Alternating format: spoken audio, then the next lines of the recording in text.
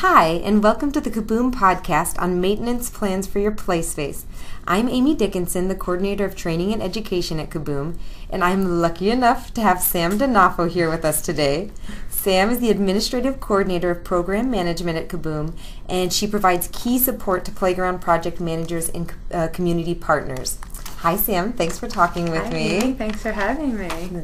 Would you mind giving us a little background in your experience here at Kaboom? Sure, of course. I have been with Kaboom for about 2 years now, and I am the administrative coordinator, as Amy said, and basically what that entails is working with the project management team and client services team. So I provide support for the teams that are trying to find the communities that best fit with our funding partners, and then also following that process through to the actual build and just working on the processes to make sure that these actions go as smooth as possible and kind of doing more of the back end.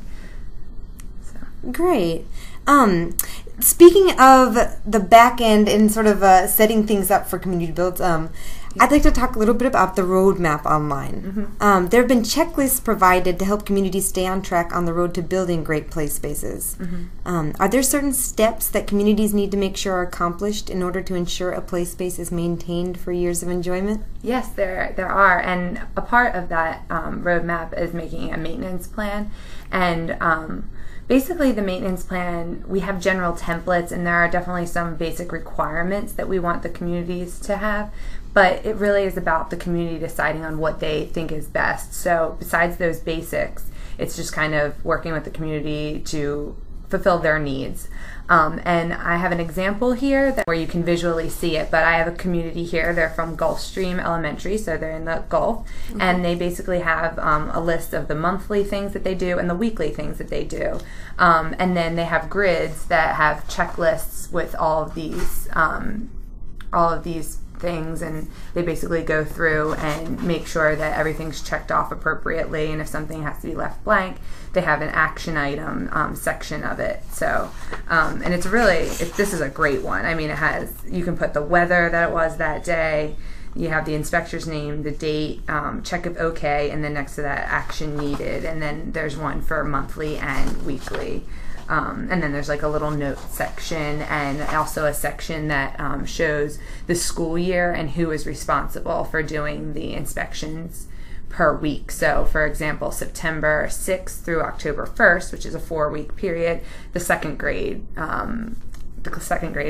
portion of the school is responsible for doing the maintenance check. So this also kind of exemplifies how children can be brought in. So when it says second grade next to September 6th through October 1st, you have to assume that, the kids as well as the teachers are becoming involved in the maintenance, and there's great things that the kids can be taught how to do, check to make sure that there are no loose screws. The kids can obviously see that once they're shown what a loose screw is. Or like if paint is chipping, once they see that one time, maybe if you give them a slide or a picture of what it looks like when the paint is chipping, they can go back and kind of tattle on the playground, if you will, and say, teacher, this playground, this portion of the playground is, the paint is chipping here. So that's kind of more along the sides of like the weekly checks, and then the monthly checks should be a little bit more intense, where, you're checking and actually tightening the bolts and lubricating any moving parts, measuring the engineered wood fiber, so a little bit more in detail. Oh, great. That's really comprehensive. That's an amazing plan, and it really integrates every member of the school community. What a great example. Thank you. I read that according to the U.S. Public Interest Research Group, 75% of play spaces in the United States are actually considered unsafe. So this might fit into the idea of a monthly maintenance plan too, but how can members make sure to keep their play spaces safe?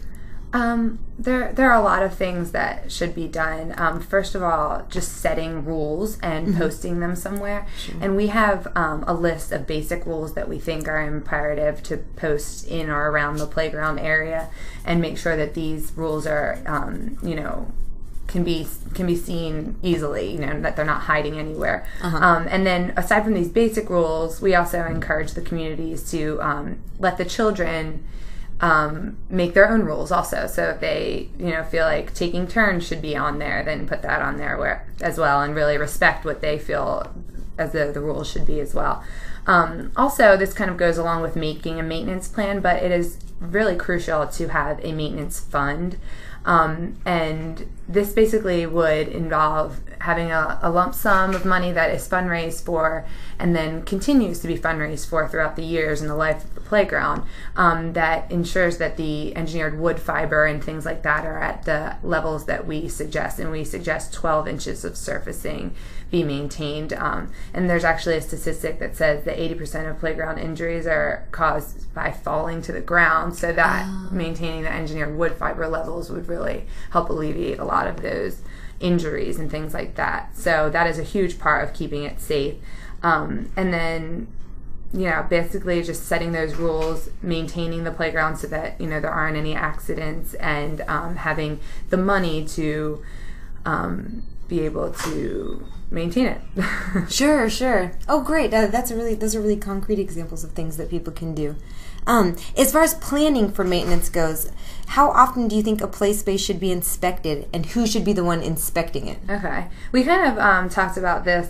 I kind of mentioned it earlier, but in the maintenance plan example that I gave, we talked about weekly and monthly inspections. So those weekly inspections, they're more informal, as I said. Teachers, parents, staff, and children are all ideal candidates for these inspections. And this is more along the lines of removing litter and raking areas to, make sure that the loose filled areas are safely surfaced. And then after that, there's the periodic bi-monthly inspections, and these are more comprehensive checks that evaluate the long-term wear and tear on the equipment. And the playground provider, the equipment company, should have a place in their manuals where the specific guidelines for this are. And these should be performed and documented by someone specifically responsible for facilities, maybe a maintenance director, staff at the park, something like that.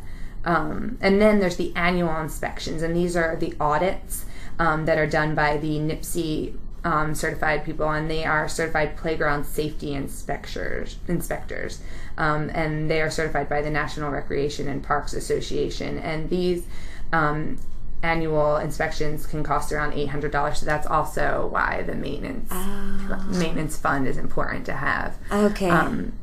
So this is also like statewide. So I think different states have different regulations and things like that. So it's really a matter of researching and going online and finding what works best for your group. Okay, so it's not necessarily required in every state that there be an annual inspection?